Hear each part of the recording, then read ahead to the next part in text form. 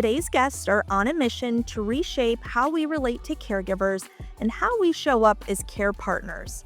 Sue Ryan has been both a family caregiver and leadership coach to those navigating care. She's also the author of international best-selling book Our Journey of Love, creator of an award-winning caregiving course, and offers insight into partnering with professional caregivers in a community setting.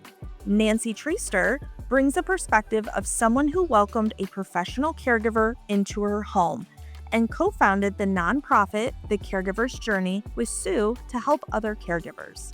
Together, we'll talk about what it means to build healthy relationships with caregivers and how to move from us versus them to a true partnership. Sue, Nancy, thank you both so much for joining us here on Comfort Connections. Before we dive in, can you each share a little about your personal journey with caregiving and what led you to this work? My first caregiving journey began when I was in my mid-20s, and it continued. Three of the journeys that have been most impactful for me in my life were my grandmother, my dad, and my husband. In the beginning, I said I felt like I was often on an emotional roller coaster blinded. I didn't know what I didn't know. I couldn't find answers. We would try something that worked. It was just really, really frustrating. And over the years, I benefited from others sharing. And I learned and I recognized if I'm going to continue to be on this journey, I want to help others learn faster and more easily than I did. And that's what led me to the book, the course, and now this wonderful, amazing podcast and partnership with Nancy with our nonprofit. So, my father lived with Parkinson's for 25 years, and I supported my mother and my sister in supporting him. Uh, then my husband lived with frontotemporal dementia for about 10 years, and my father-in-law lived with Alzheimer's for about 6 years. All of those caregiving journeys, we had at home paid caregivers, professional caregivers who came into our home, and all of those journeys, ironically ended last year at the same time. In January, my father passed, October, my father-in-law, and December, my husband. We are fortunate enough to still be supporting my mother, who's 86, and my mother-in-law, who's 90. But the difficult caregiving journeys of those three people all ended last year, but all were supported with family caregivers, but also paid caregivers in our home. My goodness, I'm so sorry to hear about the losses that you've experienced in this last year. I think hearing from both of you, you both come with quite a bit of caregiving experience, even just in your own families, which is a lot. So today we want to talk about building healthy relationships with caregivers. So often, families don't know how to interact with professional caregivers and vice versa. I know we mentioned about it's not us versus them, but all of us together against the diagnosis. Can we dig into that? What are some steps both professional caregivers and family caregivers can take to move to this mindset? When we think about the relationship that we have, all of us are working toward the best outcome for our loved one, our care receiver, also for our journey in support of them. And when we're getting support from someone else, we're all a team and we're a team against the diagnosis.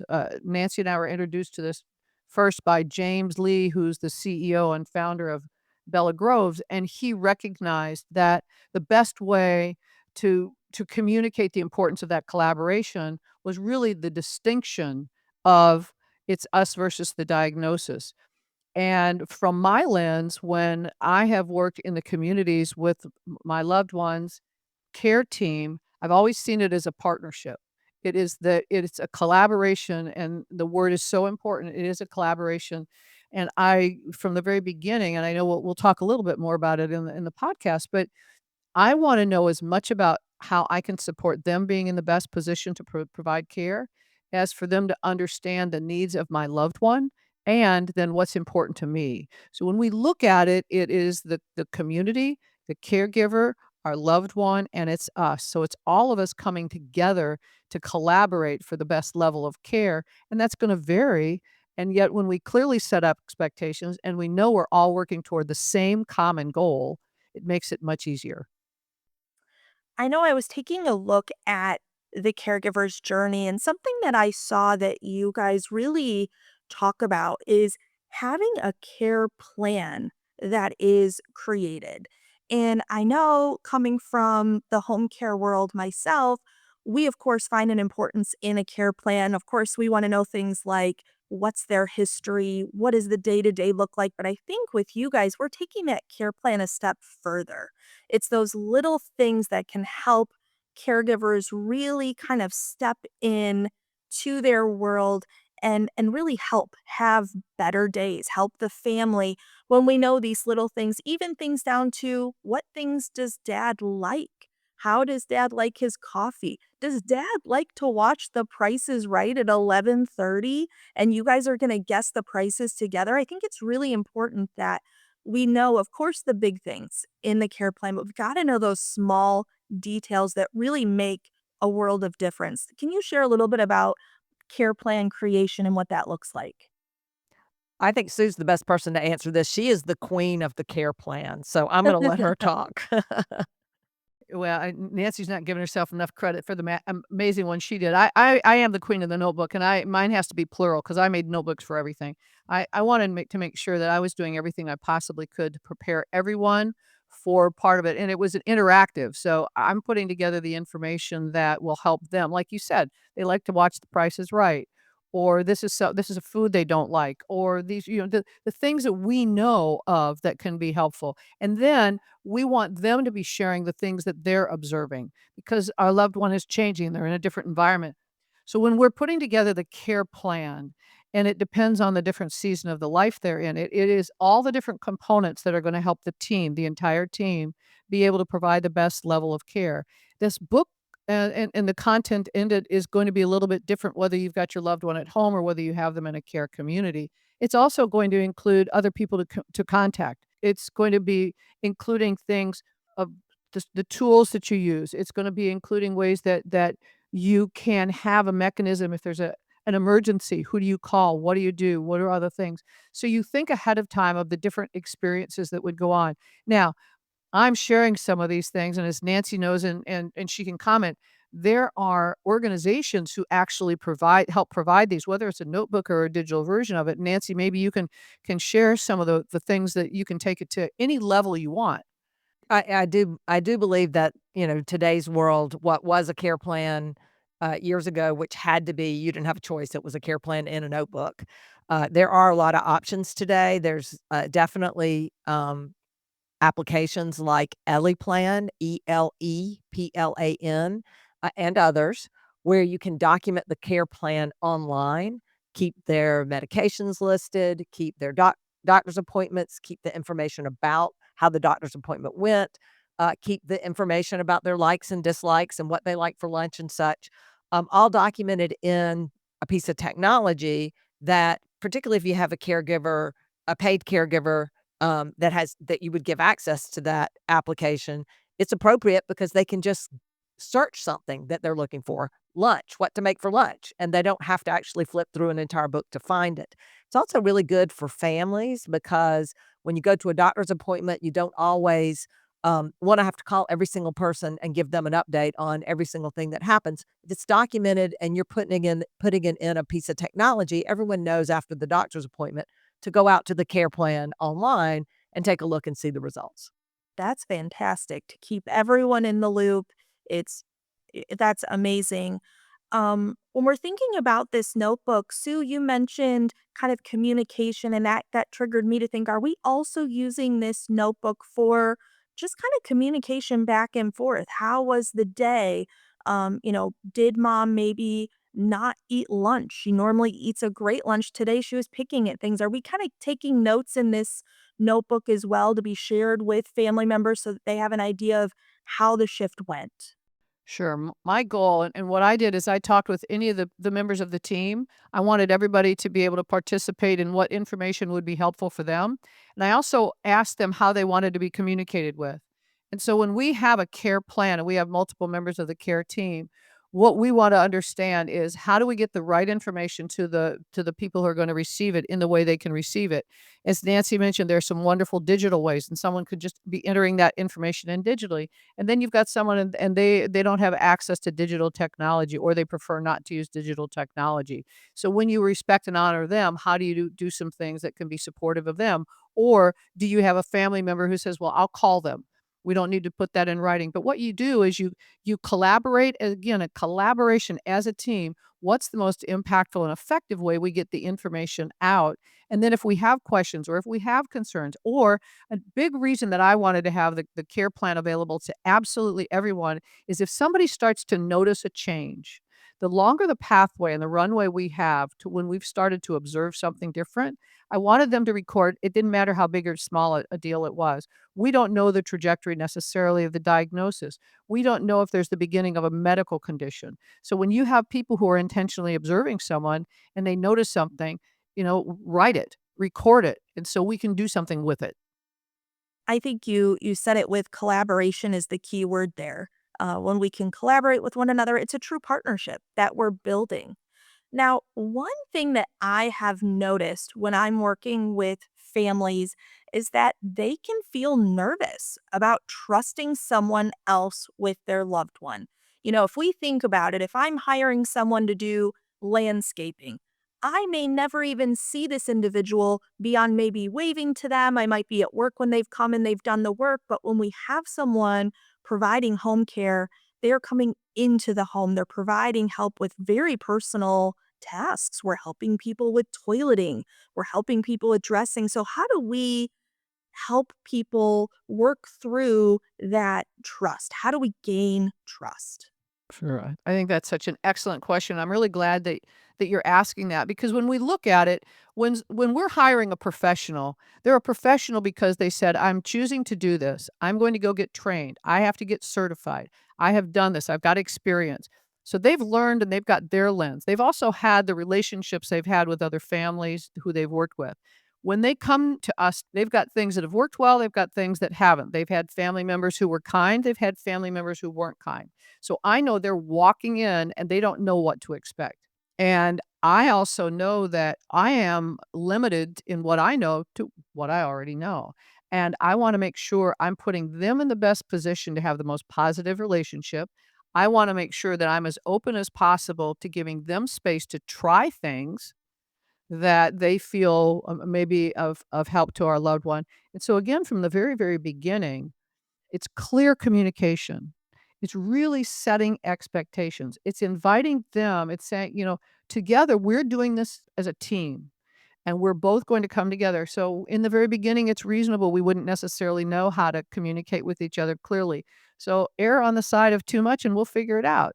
We're good. There's no judgment. What we're doing is we're going to observe each other. They're observing us. We're observing them. Let's share. Let's talk about it. We wanna learn the things that they're observing. They're a different set of eyes and ears based on their experience. And and Nancy, you've got such a fabulous story, about the way that Kathy and your husband did something that was, I think, is such a beautiful example of that. But when you show as the loved one, when you show someone coming into your home or when you're in a care community that you respect and honor them and you want their insights and you ask for them, and then when you receive them, you use them, you do something with them that really helps them recognize that this is what is going to be the right path going forward. So I think trust goes both ways, and Sue's actually done a good job of focusing on the caregiver as well because they're as concerned about coming into your environment as you are about them coming into your environment. It's a two-way street. And I think family caregivers, the family side often starts off with a skeptical approach, if you will, to the new person who's coming into the home to caregive, as opposed to coming in with the concept of this is a paid trained paid caregiver, and I'm going to give them my trust, or at least work towards giving them my trust, and assume that they know what they're doing, and assume that they're going to be able to pick up how to care for my loved one. It's not gonna be perfect up front because You need to teach them the routine and teach them the things that your loved one is happy makes them happy and things that, that they like to do and don't like to do, and how you change their, depends if you're doing something like that. You have to go through what your routine is, and then you have to be open to that may not be the best way to do it. I learned a long time ago, a trained paid caregiver, they know all sorts of great ways to do things. And Yes, if they you do. walk in the door and start and they walk in the door and you start telling them how to do everything, you know, and you will, because you can't help yourself, leave some space for their expertise to come into the equation. Leave some space for that. You might need to start with the way you do it at first, but realize you need to leave space for them, and you've got to leave an open line of communication for them to say, "Well, have you thought about doing it like this instead?" Because I guarantee you they have a better way, like almost to do everything. So you need to step back, leave some space for them to be the expert, and then transition as the trust builds between your care receiver and the new paid caregiver. Then you need to find a way to sort of back away as well and not hover and micromanage the whole Mhm. situation. Because that's also going to be, if you're not trusting someone that's new in your home, you're going to tend to hover and micromanage. Something you have to keep in mind, there's a shortage of paid caregivers. You want this person to want to come to your house or to your loved one and work. You want to be a family they want to go work for. And so you have to a lot of caregivers make the mistake, a lot of families make the mistake of thinking of things only from their perspective as the family's perspective. And so that starts that adversarial relationship right up front. I have to advocate for my loved one. They're not going to do it right. I'm only concerned about how my loved one gets cared for, and they forget that this is a actual human being. It's a paid caregiver. They're a person, and so you have to find a way to make them feel comfortable, open that level of communication, as Sue explained, and put them in the best position to be successful, and that means letting them be the professional caregiver at some point. I like how both of you have talked about clear communication. I also like how Nancy, you said it may not be perfect at first. And I think that's such a huge thing that we have to almost accept. I mean, coming even from the professional caregivers, we are coming in and we are coming into their home. We have to be respectful. We have to understand that there are family caregivers who have been really holding this on their own until these professional caregivers, until we've come in.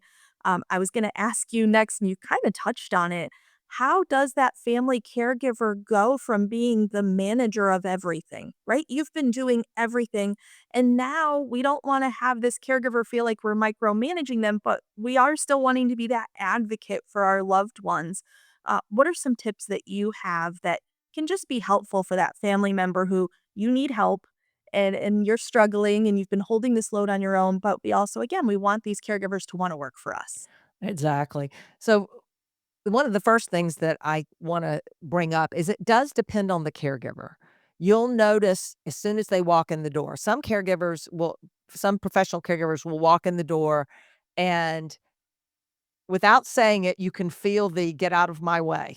I got this." And, usually those are the ones who've been doing it for a really long time, and you need to respect that, help them understand what your routine is, but also get out of their way because they got this. Some will walk in the door and they'll be a little more, timid hesitant to take over right away, and they'll look to you for a lot of direction. So you need to give them the amount of direction they feel comfortable that they need before you let them take over. That doesn't mean you acquiesced and wash your hands of all responsibility because that's unfair to the paid caregiver as well. But it does mean you don't hover once they do have it and they understand how your loved one likes their sandwich to be made for lunch and how your loved one likes to be bathed and once they're in the routine, it doesn't mean that you relinquish all responsibility, but do not hover and micromanage. That is when I talk to the paid caregivers a lot about, because of what Sue and I do, about what works and what doesn't work for them with families, and hovering and micromanaging is definitely one of those things that's very unappealing for a professional caregiver. So find a way to leave the house. Once trust is built, your care receiver's in good shape, There you feel like everybody's on the same page. Find a way to go upstairs to a different room and watch TV or work, go out to lunch, go to the grocery store, do the things that the reason you have a paid caregiver there is so you can actually go do other things. So get to the point where you're comfortable and go do those other things and let go. And I've learned in my life that resentments are unmet expectations. And when we're working, whether it's from our side or whether it's the professional caregiver, get really clear on their version of what hovering is or their version of things. So, again, as we're building trust and we're having these candid conversations, and again, it's hard to be really candid in the beginning because you're still kind of testing the waters out.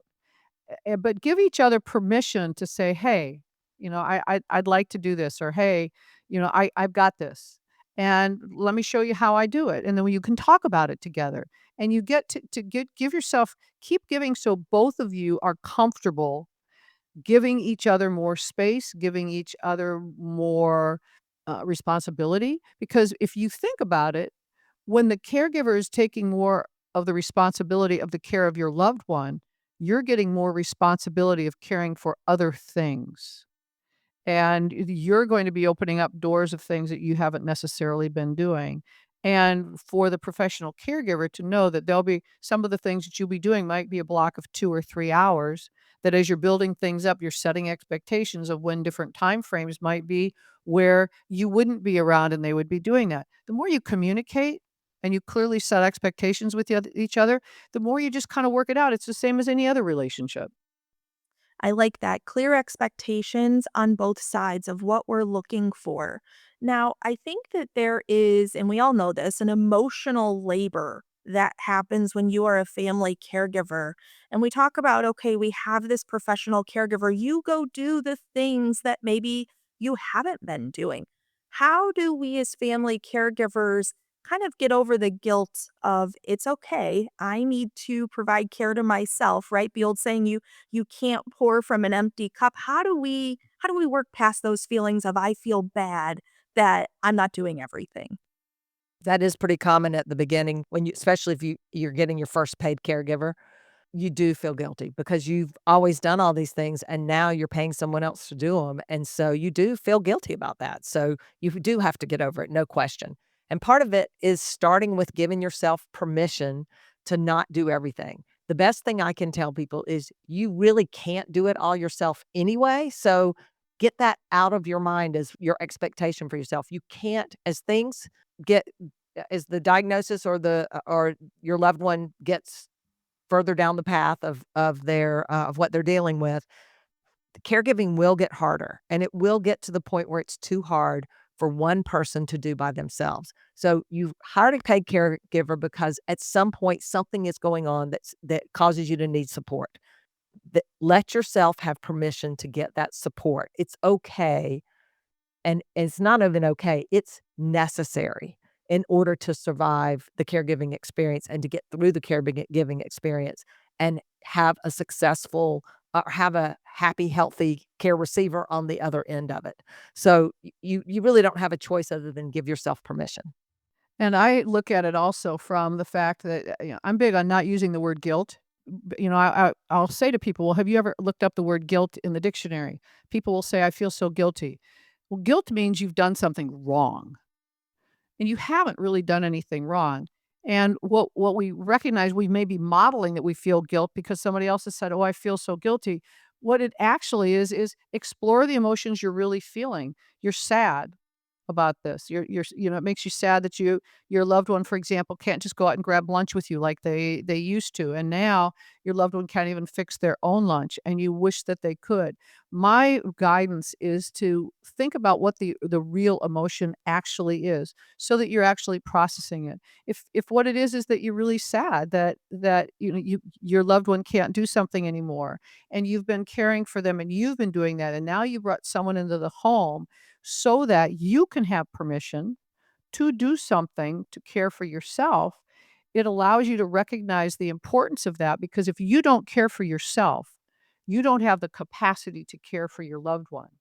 And it's a responsibility on your part because nobody else can take care of you. It's your responsibility to find the ways where you can take care of yourself. So doing it from the healthiest emotional place is the most valuable way of saying it's the wisest choice for me to invest time doing this and to allow the caregiver who does know how to feed my loved one lunch to go ahead and feed them.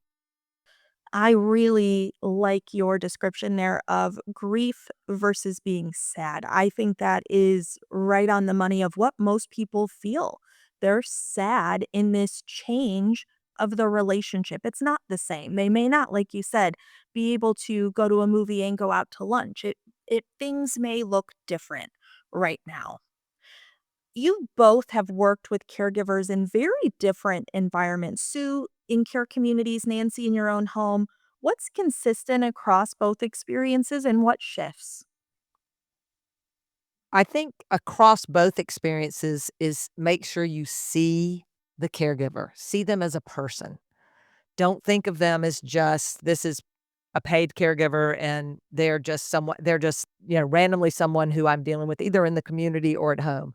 They're a person, and so treat them with the kind of respect you treat any other person. And just make sure you see them and respect their expertise. Whether you're in a care community or whether they're at home, they're bringing expertise. They see your loved one in it through a different light because they have so much more experience dealing with whatever it is you're dealing with than you do. And so let let their expertise come through. I will say, well, I'll talk about that later. I will say that understanding that they're a person requires you to think about the kinds of things you talk about in front of them, but I'll talk about that. I'll save that for a little bit later. I think, Nancy, you've framed it out so beautifully, though, because when we look at someone as a team member, and when we literally look at every single person with my loved one in a care community, every single person was a member of the team. If they were the people who were doing the laundry, they were a valuable part of the team. If they were the people preparing the food, they were a valuable part of the team. If they were doing the entertainment, everyone is a part of the team. And when then together everyone achieves more. When we look at them as doing something valuable in support of our loved ones and we're a part of that team, what is it on our side we can be doing to support them being in the best position to do their job the very, very best that they possibly can? So that we are all collaborating together as a team. The more we model being a team, the more they see the potential and possibilities of a team, the more they begin working as a team. The more we communicate, for example, in a community, the more we communicate with other family members in the community about treating each person as a team. So we're all doing that. It's where everyone is going to have a more positive impact. So one more thing I think that you made me think of is if you want the door to be open to critique, to give them critique on something that you would like them to do differently, you need to balance that with praise for the things that they're doing well.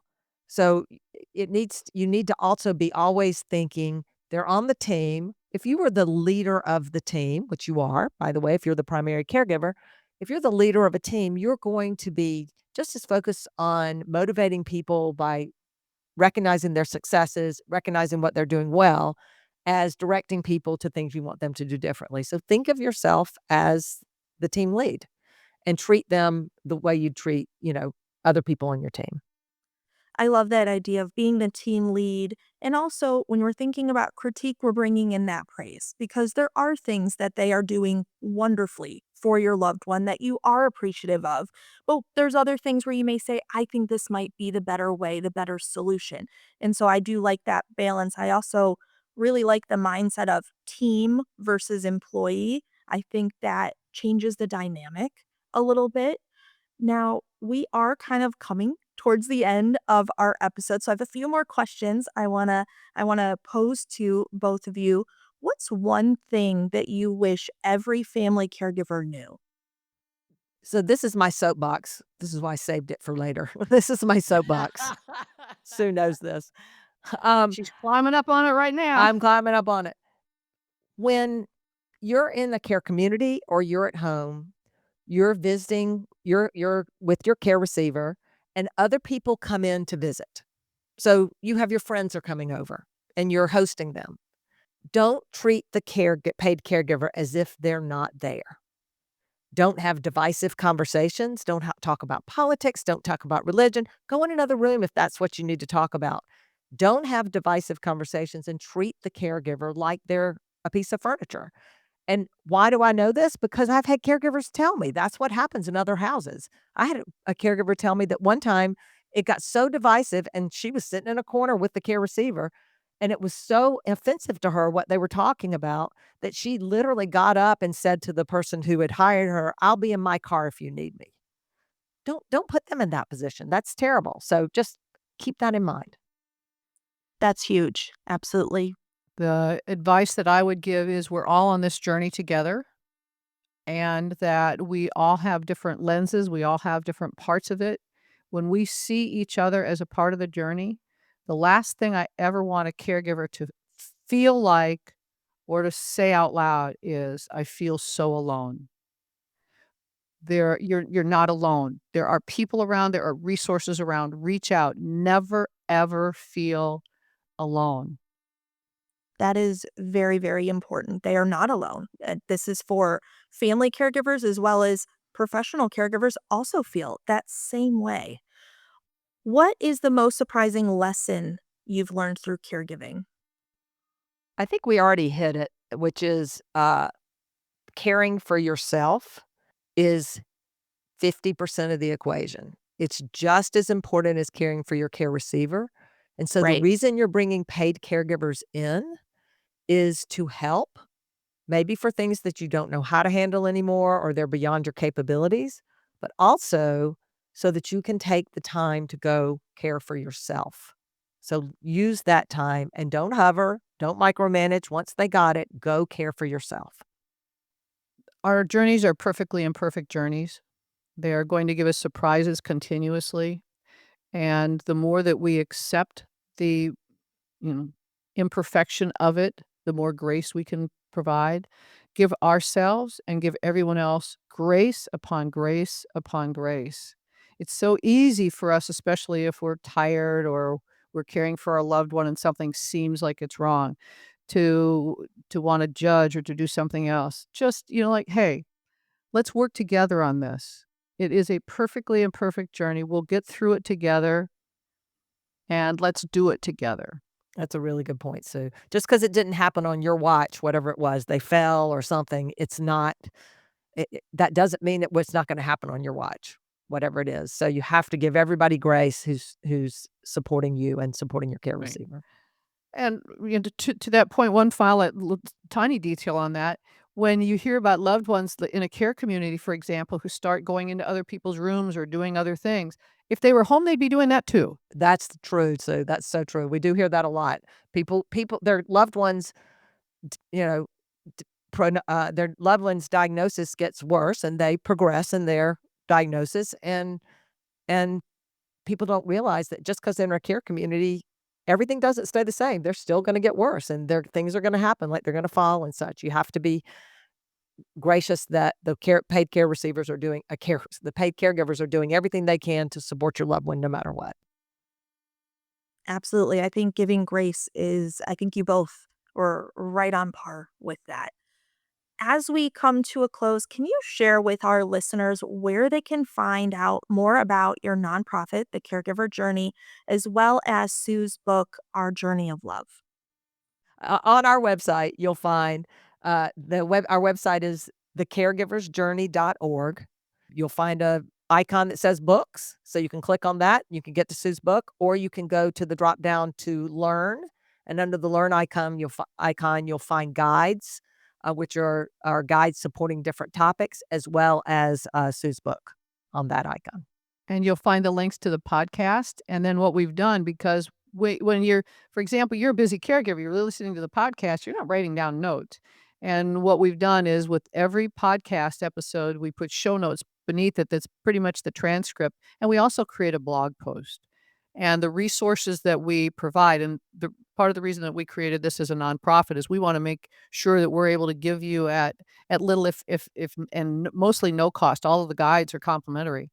We wanted to be able to give you a variety of resources. So when you go to the caregiversjourney.org, you can find all of those pieces of content, and we've got things that we're coming out with on a regular basis for that.